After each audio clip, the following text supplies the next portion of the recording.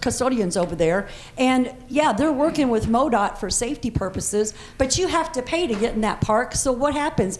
The map I got, the revised map that's probably back there on that table, is it's going to the roundabout, and then it's going around, and it's going back up ZZ Highway, right there on the side of a busy ZZ Highway to get to the school. So if it's safe to do that, why would it not be safe to put it on 174 or 178 and then ride your bicycle up ZZ Highway, go through the roundabout, and go back to the school? And it wouldn't have to involve anybody's farm property, and you wouldn't have to do anything as far as Hines Road, maybe move their fence in, an inch to take your little bit of easement.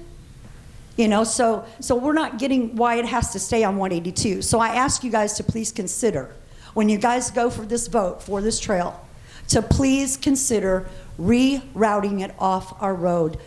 Do not take our property for this when there are other options to connect this to the school. Ms. Roller, thank you. Thank you.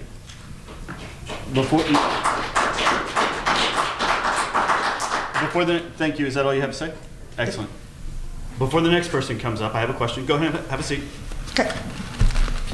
Is there a vote upcoming before this council on this issue, Mr. Cameron? No. Once the ordinance was passed, it's closed. I mean, unless there's a law that's changed. Can I ask a question? What if they refuse? Does it go to council to do eminent domain? Is that the next order of business? That's not the next order of business at all. I mean, as far as great question. I see what you're saying. Can they say no? What do we do? Mr. Cameron, what's the next order of business going forward? So the next order of business is we have to establish the route and submit that back to Federal Highway. At that stage, then we have to negotiate in good faith before there's any other discussion. So you have to negotiate in good faith before you can even go to that discussion. You're not allowed by the grant to even discuss that until you get that done. That's just, I don't care, whatever Federal Highway, any project you deal with, they cannot discuss property acquisition until the alignment has been approved by Federal Highway and that whole discussion. So that's why they don't get to have that conversation. So it's not stonewalling, it's just the law. That's the way that those grants are applied. And so they had to have the public hearing, and that's how it's done. So if I hear you correctly, there's not a vote for this council about this at all? Not the route, because that was established through, I mean, I'm looking at the history of it. Resolution 1937 authorized the staff to pursue the grant. So we got permission whether you wanted to do this. So when we did that, then you being the council. We being the council, so I'm just reading resolution. When was that? 2019. So Bill 2020 and Bill 2030, that bill means it's law. Resolution 1937 gave permission for staff to even look at this. So we got our direction. Do you want to proceed asking for the grant? That would have been a time to say we want to undo the application. I'm not sure about the conversation because those routes of the trail are established as a region. So rerouting it, I can't speak to the conversation of the OTO. I serve on that board. I did not know that they just changed the route as it is. And if Andy, you want to speak to that on behalf of Sarah, I would love to hear that rebuttal, because we've tried to change the master trail plan or transportation plan. So I'd like to understand that, but that's never been done. So, but resolution 1937 authorized us to proceed. Then once it was established by law, we proceeded. So that's when we began to spend public funds and sent the message that we were going to build that trail out to the roundabout. And that was supported by the Wilsons Creek Battlefield to support that endorsement, which went to the county.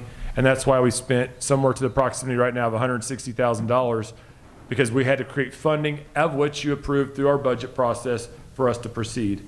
So that's how we got to that. So yes, this council did have to vote to proceed with that direction. But again, pulling all these documents out and reviewing how we arrived at that was necessary. I want to be very clear too, Michael, that survey was not the driver to this project, because I apologize that has been thrown out like, hey, that's. Well, that was what you guys used, well, our people wanted, but that was the only resource you guys gave us to go off of, was that survey. Much understood. What I want to be very clear is that I would not place on a ballot measure something that I did not believe. This is what the feedback we received. Is this true? You're going to go to a public ballot and vote if that's what you want to support over all the capital improvement sales tax. So it's like it was listed. I want to be very cognizant, because it would be very difficult to go back to the voters of the 2017, what we call it the CIST, What do we do with those funds now that we told you we'd build the trail? We pursued those options, and that would have been presented to the council. This was something that was there. That 2021 citizen survey, we did the ballot measure in 17. So once we did that, we vetted that, brought it to this group for consideration based upon the recommendation, support of MoDOT, support of Wilson's Creek, and support of Greene County and ourselves.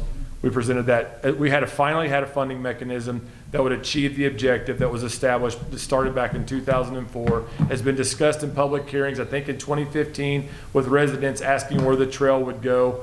And so it was not just, in that whole idea of the survey, that this is somehow derivative of how they arrived at that. There were public hearings that arrived at, or public discussion, I won't call them hearings, where they sit around a trail map and said, I don't want it to go behind, because I believe one resident said, would attest.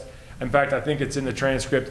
The original, in the original discussion that was at one of the meetings, originally that trail went behind the properties.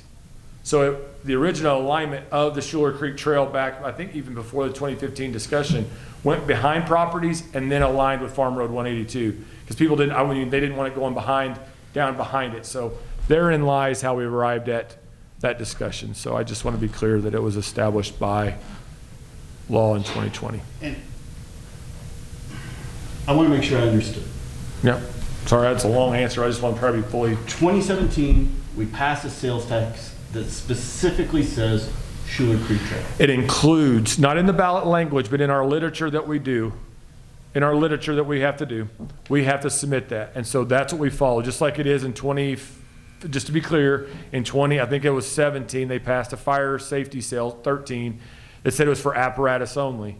It doesn't read that way in the ballot, but we did not use it. If that's what we told the citizens it would be used for, just like it was the gateway sign. And then we go get support from OTO, Greene County, Wilson's Creek. Wilson's Creek. Oh. And then we, as a city council, and I mean, I think half of us were here at the time, pass an ordinance, a law, that says we're going to do this. That's correct. Okay. So how is that fair to the people outside the county, though, is my question to you guys tonight. How is that fair to us? I hear exactly what you're saying, and I feel exactly what you're saying. But your ultimate statement was, when it comes to a vote, vote against it or move it. There's not a vote. We don't have a vote. It's already been voted on. And I get what you're saying. I see what you're saying, and I apologize if it got more than that. No, it's all right. But you just shared with us, too, about how you voted on the funding for the trail. You can't not use that money now for the trail. That I get, because this is what the money was allocated for. But OTO themselves discussed with me today that there was an option, I guess I put vote, but option to still keep the funding and move it to another farm road to where it did not affect us because we were not part of you guys' vote. Mr. Mayor. Sir. So to answer that question, the OTO has no authority over our governance or our ordinances. So basically how we govern or how we establish by our charter, how laws are established in the city, while that may be true, the process is by how we arrive at making those decisions by statute or by the city's charter, which those that don't know what a charter is, the charter is the city's constitution. Not every city is a charter city. And so we're all, Nixa, Ozark, Republic, Springfield are governed by a charter differently. So they wouldn't, there's so many diverse charters of what they would be. That may be an option for them if there was funding available, if there was just a return, but not in this situation. So My question is, who is in charge of that decision when it comes to coming through 182? Who makes that decision? Who is the person that could take the route and change it to another road? Mr. Mayor. Please. So again, it's a great question because it brings into question how transportation decisions are made in and around our region. So where does widening MM or widening the new highway to go out to ZZ? There is actually a master transportation plan that has to be established that we as a region must have, both trail. Who is that person? The OTO, well, hold on, but the OTO makes up, so there's a regional transportation organization that we're a member of, Nix is a member of, Ozark. We all collectively, and there is a municipal board of leaders that go around that. So I sit around a table with Nixa leaders, Ozark, and we have to collectively vote. Greene County's in the room, Christian County's represented in the room. So they represent the citizens of Christian County and Greene County. as well as do the cities. So we vote to decide what does the regional transportation plan look like? I-44, US 60, 65, and the trail. That master trail plan was not just approved by the City of Republic, it was adopted by the Ozark Transportation Organization, which were a member of an overall trail connectivity plan that connects all the cities together by trail. So who decides how that all pulls together is a collective organization. This board itself, through myself and my predecessors before me, have served on those boards to help establish what that is. So it's not just like the city, it's a collective body of cities that come together. We pay fees or dues to be a member of this public board, because that's how that way each city does not get an allocation from federal highway. We don't go let our hands out to the federal government saying it goes to one organization and they distribute the funds based upon the regional priorities and needs. Well, that's why Sarah put it today on the phone, and I understand that part. But my question to you guys is, what you're saying is that this funding is for this Shuyler Creek extension. Yeah. So who makes the decision, or who in this room can make the decision to reroute the trail? The money's still going for the trail. Just who do we talk to get it rerouted to another farm road? I believe that answer is AOTO. Yeah, because Is that OTO? Is that MoDOT? Is it OTO. the county, or who is it? Andy, I'm gonna put you on the spot because your organization's being asked, but please explain how the master trail plan is established and how that is done, because there has to be some sort of, because there's different comments being made about what that is. Now, I want to hear from him too, because Sarah shared my whole phone conversation with him today, and she did discuss maybe getting it moved. I wouldn't say that you shared the entire conversation. Well, I got it recorded on my phone, if I can listen to it.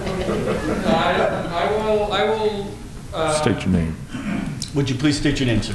Andy Thomason, Senior Planner, Ozark Transportation Organization. We have a bicycle and pedestrian advisory committee that is made up of staff and citizens from our seven cities and 2 counties that work together on identifying bicycle and pedestrian kind of improvements, whether they're sidewalks or trails. And we went through, back in 2017, our regional bicycle investment study, where we looked at a variety of corridors. Some of the work that was done that's referenced, we looked at the Shuyler Creek. We had some of the original alignments that looked at trying to follow the creek, trying to follow topography a little bit more, based on the feedback that we received. We kind of moved that preferred alignment up to following 182 as a way to still make that important regional connection of continuing the investments that the region has made with the Shuyler Creek Trail, and taking that, the 182 is an important connection between the city of Battlefield and the public. It is important to link up the battlefield itself into that broader network. Taking the trail at ZZ, as has been mentioned, there is funding identified for that, and we are working on that project as well.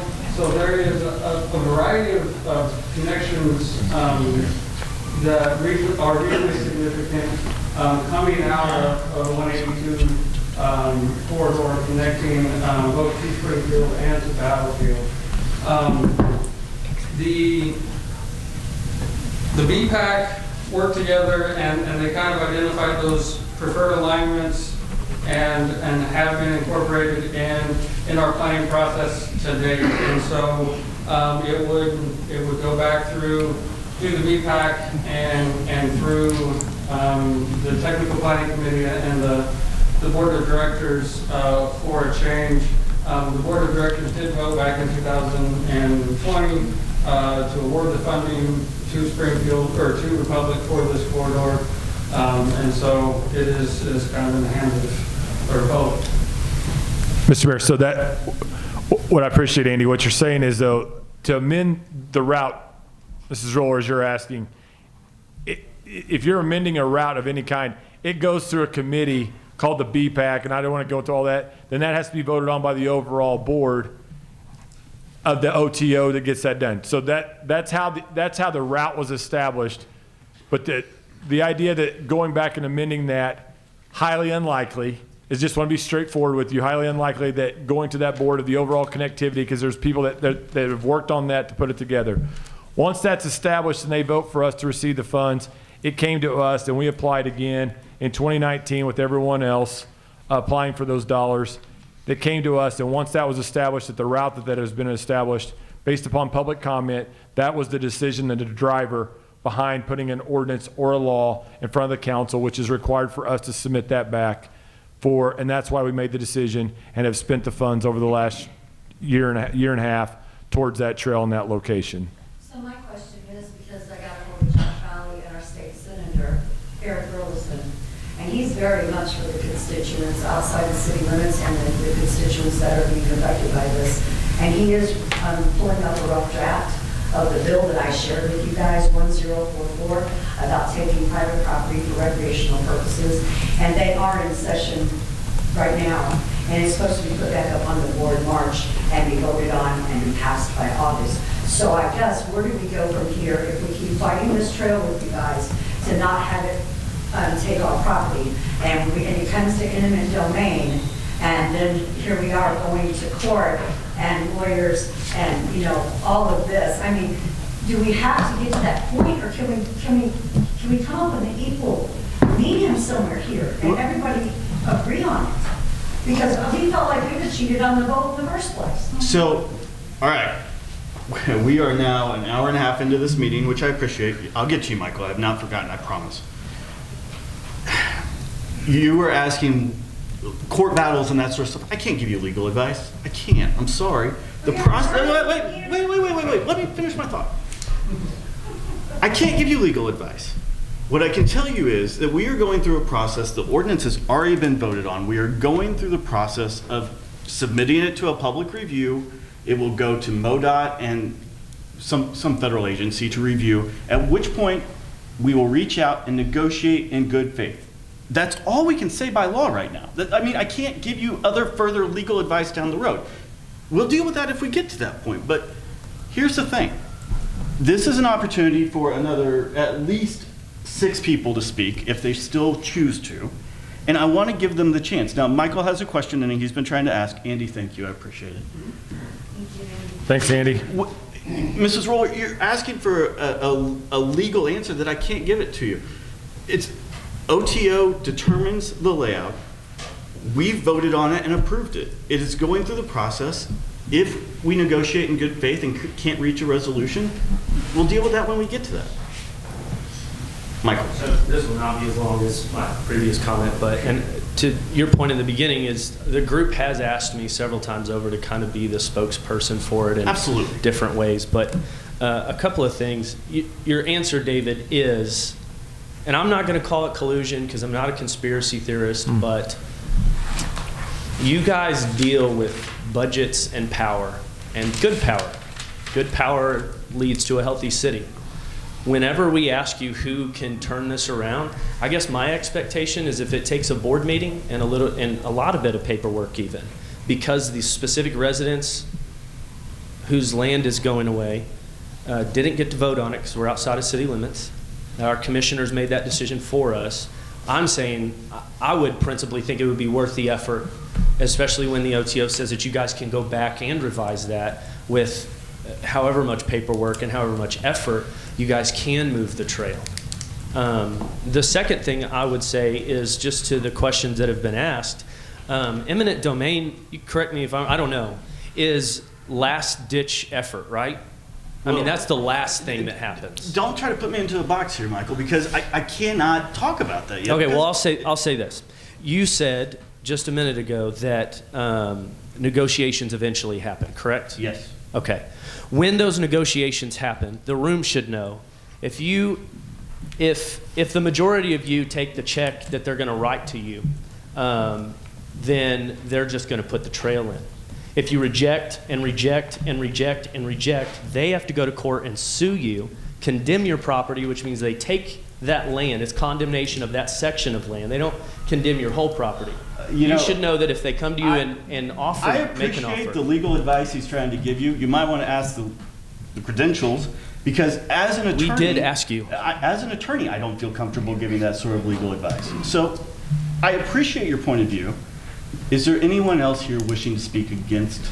Well, I asked you a question. Can you tell us at what point you will begin negotiations? And then what are we supposed to do with our negotiations? Yes, it will be after it's approved by MoDOT and the federal agency that needs to review it for environmental purposes.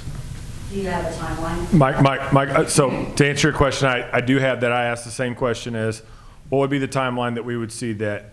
What I'm told is it will be 6 months before that will even be done. The process of where it goes from here was we have the public comments, because technically, like they said, this second meeting is not normal. It would have been posted online in the normal process of a public funded project like this. There's the first one that allows residents to see it. The next one it's posted and it goes to the feds. And basically this was a special one that we called based upon that conversation with all the communication. So where it goes to the submittal. They're telling me it's probably 6 months out before they even get to that process that I'm aware of. And that's the best answer the most transparent back to everything that I know of our research to prepare for tonight to get those questions answered that you asked at those meetings, because we didn't anticipate where does it go from here? When can we have the discussion of what would be the way of what is fair consideration? And you have to negotiate in good faith.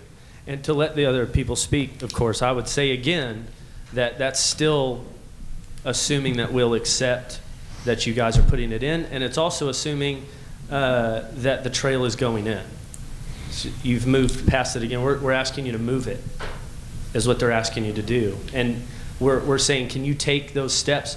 You're on the board of the OTO. Again, I'm not calling that collusion. 2 of you are on the board of the OTO. Our Greene County Commissioner, who's supposed to represent us, is on the board of the OTO, who made the decision to give the federal funds to the City of Republic. So we have a Greene County Commissioner for Republic, our Greene County Commissioner.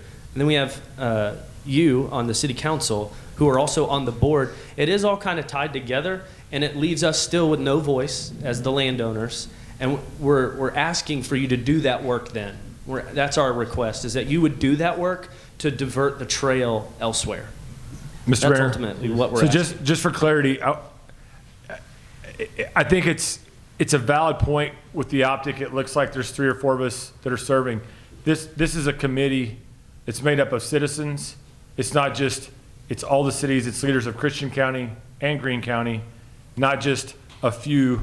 So it is not really the decision. It is the collective of an overall body of the region that have voted as a regional effort, because I vote for trails for the city of Ozark. I vote for trails for the city of Springfield. So in fact, the year before, I voted in support of funding not coming to Republic, in support of, on behalf of this community, in support of the Finley Farm development. So we move as organizations to collectively try to connect the trails collectively versus piecemealing the trail all over the region. How do we start collectively getting them all tied together? This just happened to be the season where that particular section all the way to the school would be there. I can understand where it looks like there's 2 of us, but there is a whole room that are surrounded full of representation that also includes citizens as well that are allowed on this OTO board. So I'd encourage you, and if not, I'll send you the link or make sure that tells you how many members are on there. So we're not the majority of that vote, but I can understand where that optic would be like.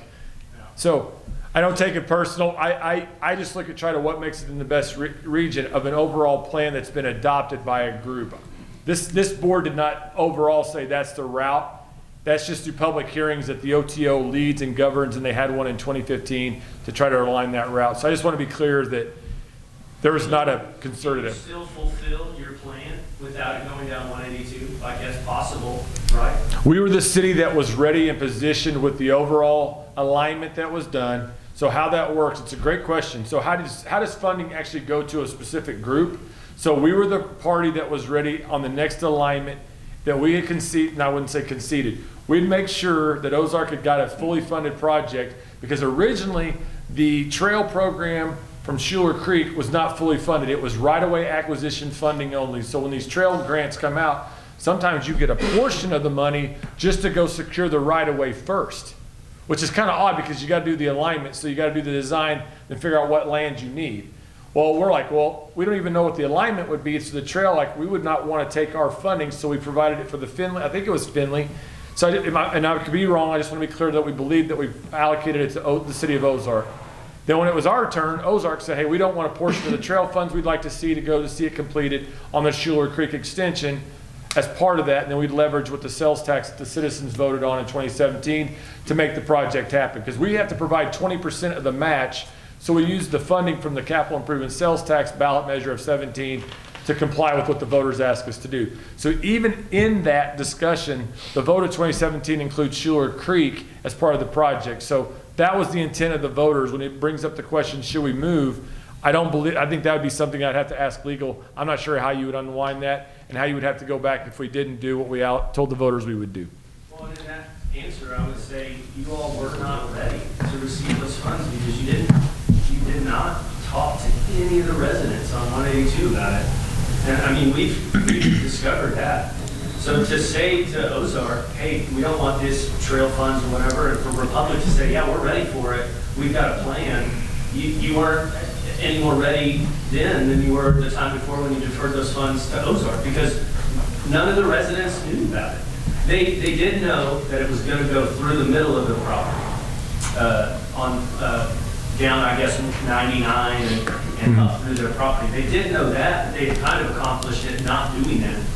And so the plan moving forward was not ready in the sense, and that's what we're saying as residents, it was not ready in the sense that nobody was, as Lisa says, privy to it. We didn't know. None of us did. You guys knew and you were ready for it, but we weren't ready and it had not even been discussed with us. And that's why I'm asking if you can move the trail to Hines, go under the road, and it does still, or wherever, yeah. And it's just like, hey guys, we're doing this, and it sucks. We hear you loud and clear. Is there another citizen that would like to speak to this issue? Please approach the podium and state your name.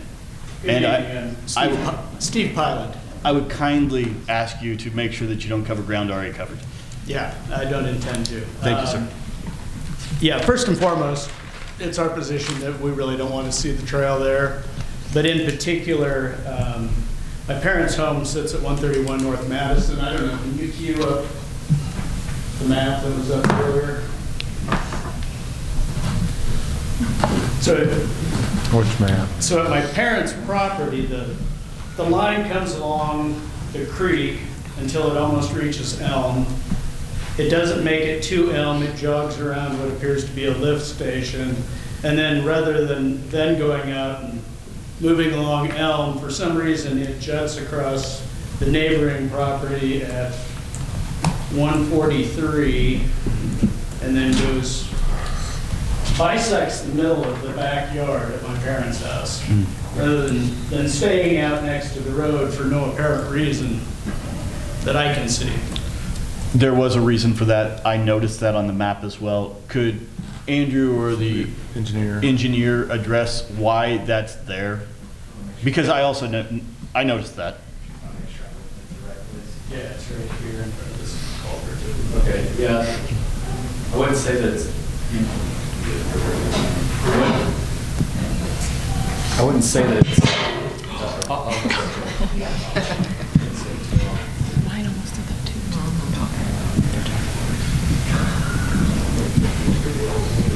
how many engineers does it take to fix a microphone? We're going to find out. Okay. Yeah. So the two properties that we're talking about, that's at the end of where there's an existing easement along Stony Creek. Where you see the jog there has to do with the drainage. The evaluation there of cost is the reason for it to jog into the property. So there's a drainage there.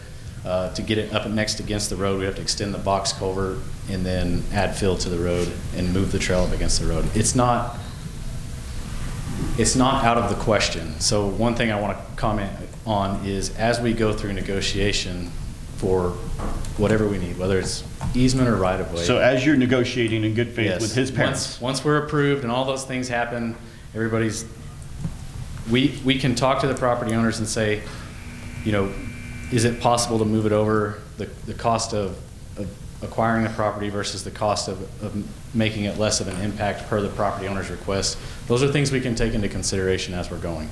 It does not, at that point, I can't necessarily move it across the road. I couldn't substantially change the alignment. But if there's a request that I don't know about, as I approach a property owner that says, hey, I'd like it 10 feet further away from the back of the property line, then that's an adjustment we can make as we go through the negotiation. Have you done that before in other negotiations? Yes. So just in general, negotiations include the value of the property. There's a certified appraisal. There are considerations for trees, for fences. We've done everything from I'm giving away all the secrets. New fence to very elaborate fence to screening to trees, improving driveways if we cross a driveway. All of those things are taken into consideration in negotiation. So that's what you mean, negotiation in good faith, is try to make the property owner as whole as possible. Correct. I would call it negotiation in good faith within reason. So if the request of the property owner is $5 million, that's where the within reason comment comes into place. Did I answer that? Sorry. Yeah. Did that address your concern, sir? Or address? You didn't mention the trees. I think there's a number of trees coming out. When it jogs through the middle of the backyard, it takes out several trees. My understanding was that in other areas, they have suggested that all the trees be saved if possible. I can count as many as 5 or 6 trees that are thinking about taking out of my backyard. Do you want to address the trees, Andrew? In general, most of the alignment changes we made were made to avoid trees. And where possible, if we can, for mature trees, we're going to avoid them. Again, that's part of the negotiation process. Trees are valued. They're more valuable the bigger they are inherently. So it's part of the process. But where we can, we've tried to avoid those with all the possibilities possible. Thank you. Is there another citizen that wishes to speak against the trail here tonight? Excellent. David Birch. I'm not a mathematician, and I appreciate y'all's time. I looked through what numbers I could find. I travel a lot with my job, so I don't have a whole lot of time to investigate. But just what I've seen online, y'all have received $394,214 in design and right-of-way acquisition. An additional $471,885. Even with a 20% match, that don't even come up to the numbers y'all have posted at 1.7 or $2.2 million. I just don't know where it's going or what. I mean, it's going to be across the road for me. I mean, y'all are opening up an avenue to, enthusiasts, but that ain't also beyond that trail. The hours show from 5 a.m. to 11 p.m. You see somebody over there, standing and lurking in the dark, and you call Green County to come out and take a look. They can come out and take care of somebody on a bike trail. Online, you all have this all lined up in a lavish process. It doesn't exist on 182. I mean, we got rolling farm fields and beautiful property, but you all have it listed out as, pardon me, I had it all prepared, I was going back and forth so much, I lost it. It says the existing trail is a suburban in character and surrounded by residential lots. The planned extension offers a more rural trail experience as it winds through old growth forest and over farmland hills. The old growth forest is the trees in people's front yards. I mean, I don't see how the city of Republic reaches outside of the city of Republic and takes people's land. We're a contributor to the Republic. We go to Walmart shop. We go to Price Cutter. All our shopping is done in town. We love it. My wife's 5 minutes from Walmart. She's happy. And I just don't see how you all could set up here and when the majority of the people say, we don't want it, and you're like, I don't care, we're going to shut down your throat anyways. He sets up here and says, I'm not stoning on you, but it is a wall. There's no working here. You all want to work with the people. You want to control the people. And it's relevant. Y'all say you got some new people. I hope the old stuff doesn't rub off on them. Because that's the side we come in. You see it on the news, social media, people standing up for their rights. And that's what we're doing. We're standing up for our rights. This is our property. How many of you live rural? Well, we're all here in the city, so it's There you go. right. Well, you have no concept. You know, maybe some of y'all come from the farms, like the young lady. Well, you know, and I'm happy for you. But you're in the city now, you don't want that dirt and grime. You know, we do. You know, we enjoy it. It's peaceful. That's why we chose that. Now y'all are taking that away. You're allowing the city to overspill into our property. And we don't want it. So I'm opposed. And I will do whatever it takes. I will back everyone in this room with all the money I have. I will go broke. Make sure it doesn't happen. Thanks, sir. Thank you.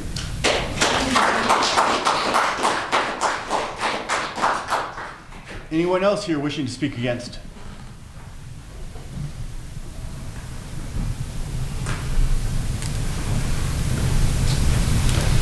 Good evening, sir. Please state your name. Rick Faria. I'm in Stony Creek. Well, I've never spoken in public, so this is kind of nerve-wracking. I've been in Stony Creek since 2004, and I've been in Republic for over 30 years. I've seen the growth, and it's phenomenal. I mean, from what it used to be 30 years ago. So I'm happy for that. I mean, I do like the growth. But this is hitting my backyard. So of course I have some concerns. And you know, the gentleman over here talked about the time. 11 o'clock at night, it's coming right to my backyard. Has there been any consideration to change the hours of this trail for privacy concerns and safety concerns? Because now you're going through backyards of homeowners. Because 11 o'clock's pretty late, and it's going to be pretty dark even during the summertime to have people walking through my backyard. Has that been considered? So you've asked a question I honestly don't know the answer to. I don't know who sets the hours. I don't know if it's been talked about the appropriate hours. Mr. Cameron, do you have any idea? I do not. I mean, Well, I would like you guys to consider that because you're going behind homes, and then some getting pretty close to the back of the homes, that the time gets considered to be changed. So I don't even know that there are times. On your website, it Okay. says that the park is open from 5, or the trail is open from 5 a.m. till 11 p.m. Okay. And my thought would be, it would be better to be like from dusk to dusk, or maybe till, you know, because that'd make it later during the summertime, of course.